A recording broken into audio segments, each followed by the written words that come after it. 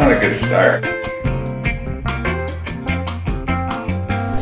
Maybe there's some instructions in here? So I am happy to see that it is mostly assembled. Whew.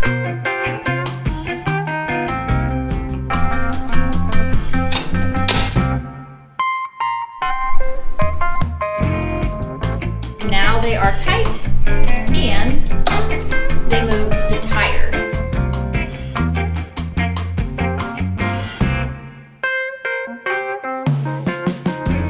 Ta-da! Here is my assembled